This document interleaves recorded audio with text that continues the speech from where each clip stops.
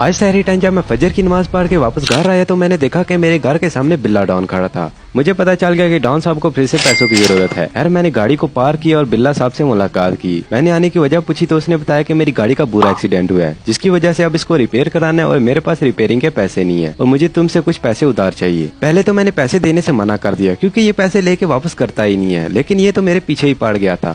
میں نے اسے بولا کہ تھوڑی دیر باہر ویٹ کرو، میں اندر سے کپڑے چینج کر کے آتا ہوں۔ تھوڑی ہی دیر کے بعد میں کپڑے چینج کر کے واپس آیا اور ساتھ میں کچھ پیسے بھی لے لیے۔ اب ہمیں جانا تھا وسیم بھائی کے پاس کیونکہ وسیم بھائی شہر کے بیسٹ میکینک ہیں اور میری فارچونر بھی انہی کے پاس تھی۔ جب ہم وسیم بھائی کی شاپ پہ پہنچے تو یہاں تو کافی رش ہو رکھا تھا اور بڑے بڑے لوگ اپنی گاڑیاں ٹھیک کرانے وسیم بھائی کے پاس آئے تھے۔ میں نے بڑے دھیان سے بلو کی گاڑی کو پارک کیا اور جب نیچے اتر کے دیکھا تو میرے سامنے لیمبورگنی کھڑی تھی جو کہ ایک سپر کار ہے اور میری ڈریم کار بھی، اور ان فیوچر ہم اسے ضرور بائی کریں گے۔ ساتھ میں اس کے کچھ اور سپورٹس کار کھڑی تھی اور ادھر کھڑا تھا ویکو ڈالا اور سامنے تھی ہماری فارچونر جو پچھلی ایپیسوڈ میں خراب ہو گئی تھی۔ میں نے وسیم بھائی سے ملاقات کی، انہوں نے بتایا کہ سر آپ کی گاڑی بالکل ٹھیک ہو گیا اور آپ ٹینشن نہ لیں، میں آپ کے دوست کی بھی ٹھیک کر دوں گا۔ میں نے وسیم بھائی کو دونوں گاڑیوں کی پیمنٹ کی اور ادھر بلا ڈان میری فارچونر کو گوری جا رہا تھا۔ میں نے اس سے وجہ پوچھی تو اس نے کہا ویس بھائی مجھے آپ کی فارچونر چاہیے جب تک میری گاڑی ٹھیک نہیں ہو جاتی۔ میں نے بلو ڈان کو بولا کہ ادھر کونے میں آؤ۔ جب وہ کونے میں آیا تو میں نے راہ کے خلاف مارا کہ بھائی تجھے شرم نہیں آتی، ایک تو صبح صبح میرے گھر آ گیا، دوسرا میرا روزہ خراب کیا، تیسرا میرے سے پیسے مانگے اور چوتھا میرے سے فارچونر مانگ رہا ہے۔ دل کی ساری بڑاس نکال کے میں واپس اپنے گھر جا رہا تھا